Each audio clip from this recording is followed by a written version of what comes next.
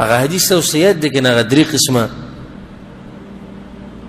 انسانان چې به ولني جهنم ته ځي یاد دی کنه ابو هريره رضی الله عنه په باره کې راځي وی کله چې به دغه حدیث بیانو بیهوش بشو بیا به ملګرو په وبونو سره بهوش کې براغ په حدیث کې دی اولنی درې انسانان چې الله به د جهنم ور ګرمي هغه عالم ګورخه عالم او قاری د قران اولنی انسان چې به جهنم ته شي دی وراوستي شي الله به ته یې سجدي کړو یا الله ستاده پر مې علم کړو ستاده پر مې خلکو د دین خو الله ته کذبت دروغ دی وي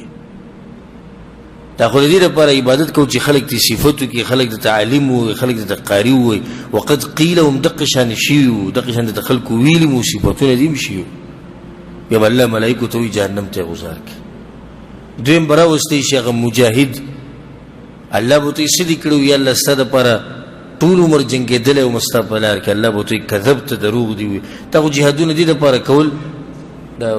لکه دا یا دا ډبه درځي لکه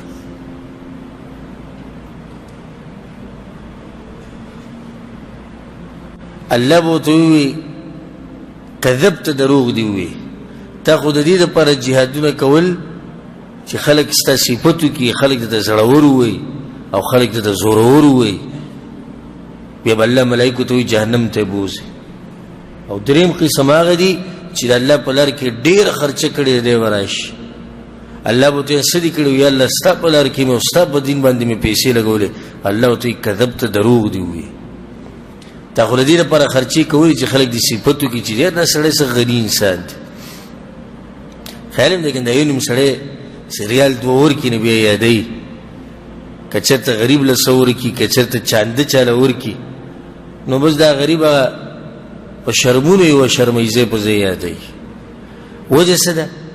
چې زما صفاتو کې وجدار چې زما صفاتو شي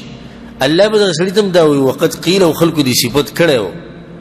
بیا الله ملائکه ته جهنم ته بوزا دا ولني درې کسان دي چې په دوی باندې د جهنم ور ګرمي او بلی به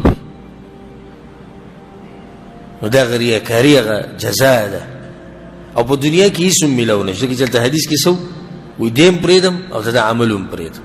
امام ابن ماجه چې کوم حدیث اورل مشهور حدیث ته موږ بار ویلې رب صائم ليس له من صومه الا الجوع والعطش ورب قائم ليس له من قيامه الا السهر باز روجتیان هغه دی پیغمبر صلی الله علیه وسلم وی چې دی روجه کې او تصرف او صرف لوګه او تند ملو شوی او باز د شپې قیام کوون کې هغه دی چې د شپې په تهجد کې او تصرف ستړیواله ملو شوی دی او شوګیره په نصیب رسیدلی ده بس اس اجر او ته ملو نشو هم د دې خلکو مبارک الله سوی قیامت پر ورځ به باز هغه کسانی چې وجوه یومئذ خاشعه باز مخونه په هغه ورځ په یره کې ذلیله وي عامله ناصبه الله عمل به کړي غزان به ستړي کړي دا خلک عامله ناصبه څومره د یعنی زدي الله دې موږ د دې تبعین ساتي تاسو ناشنا تبعید چې سړی په دنیا کې ځان ستړي کې او آخرت کې الله ته مخامخ شي الله ته استیم نه قبول شي او په دویم پر دنیا ته بیا راتګ نه کیږي یو موقع غزاش نو کله چې با ابو هريره رضی الله عنه درې کسانو د حدیث اورو کنه بهوش به شروع بولید پزان به وېریت هغه نیکان خلک په پزان یریت